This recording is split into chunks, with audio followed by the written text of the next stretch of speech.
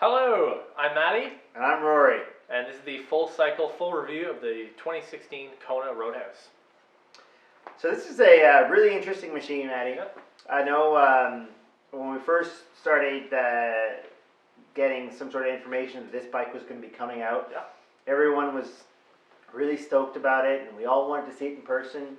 Mm-hmm. And now it's here. Tell me a little bit about it. Well, first most important thing is the frame. So Kona's gone ahead and built a Reynolds 853 gravel frame, which isn't something you ever really hear about. So it's Reynolds. That's a pretty classy frame. I mean, well, that's 853. Yeah, 853 is like the classiest of the classiest road bikes 15 years ago, and it's brought back for the classiest of the classiest gravel bikes. 853 is heat treated, air cooled. There's no time wasted making it. It takes a lot longer than a normal steel bike, but it pays for it in the ride quality, the weight savings. Well, that's why Kona decided to make this bike out of steel. Exactly. I mean, they could have gone with a carbon bike, but I don't think it wouldn't have been as timeless as this. This is a timeless machine. Well, in 10 years, this bike is going to be even cooler than it is right now. That's probably very true.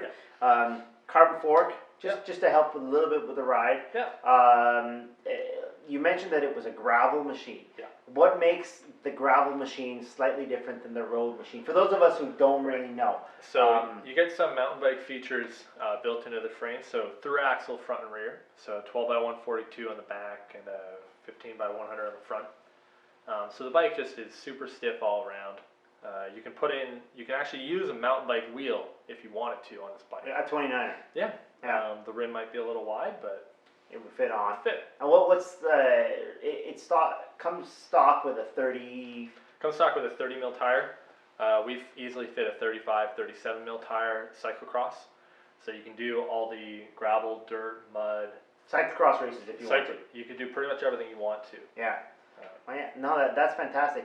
And one thing I want to point out about this, the Roadhouse, that might seem a little insignificant to some people, but from a bike shop perspective or from a mechanic's perspective, it actually makes a lot of sense, is a threaded bottom bracket. Yeah. There's been a huge movement in the last kind of 5 years towards press fit bottom brackets, and actually, fortunately, in the last year, we've had a lot of talks with the guys at Kona about issues we've had with press fit BBs, and now we're moving back to that threaded BB. Lots of bikes going back to a normal 68 mil English threaded bottom bracket, the most reliable bottom bracket style that we've seen. You know, why change it if it ain't broke, right? Yeah. So fantastic. So threaded bottom bracket, tapered head tube.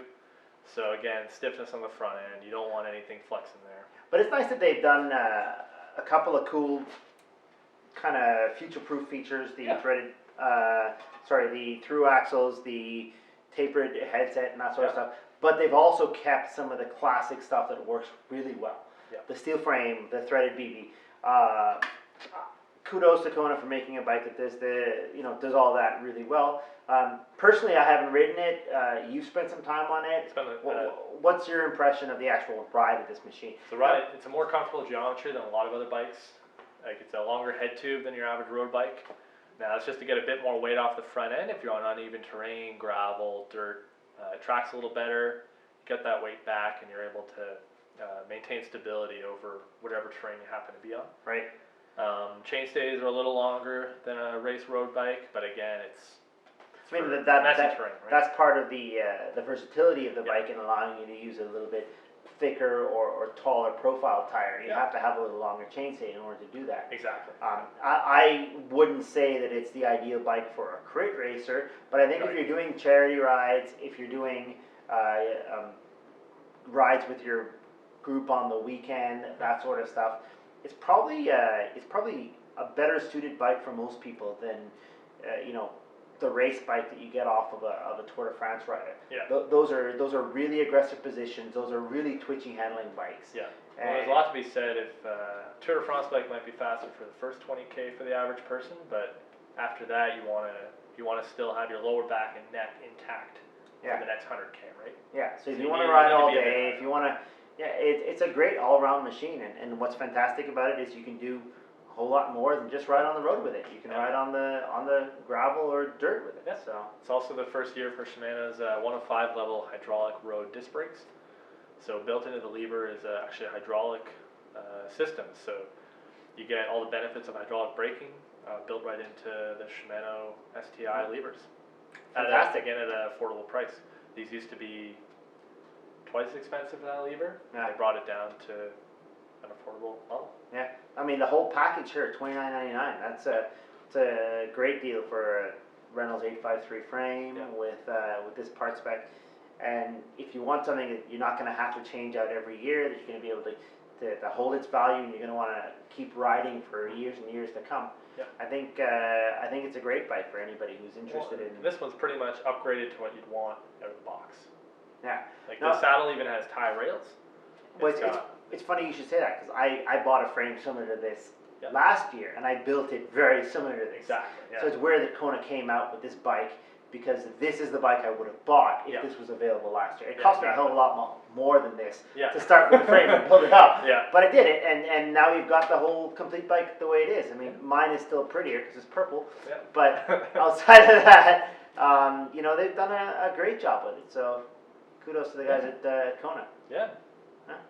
Fantastic. If you have more questions, feel free to stop in the shop if you're a local Ottawa person. If not, click the link above. Actually, the link is right here. The link over there. Wherever the link is, click the link and get more info. Thanks for watching the full review.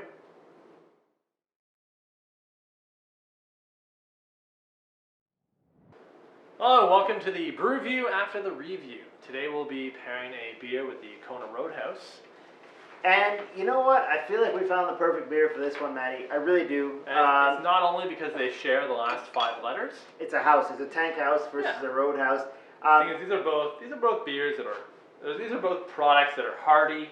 They're full-bodied. Well, that's it. Your typical road bike, I think, would get more of a pilsner or a lager type pairing from us. Yeah. But this is not your typical road bike. It's beefed up. It's spicy. It's fun. It's got a lot of volume. It's got a lot of flavor. We feel like we have to match it with a military tank house. So for that reason, we're going to pair any ride on the Roadhouse is best complemented by at least one tank house. Military tank house. There you go. I like that. Cheers to the military tank house. That one's not open, and I'm not drinking that either.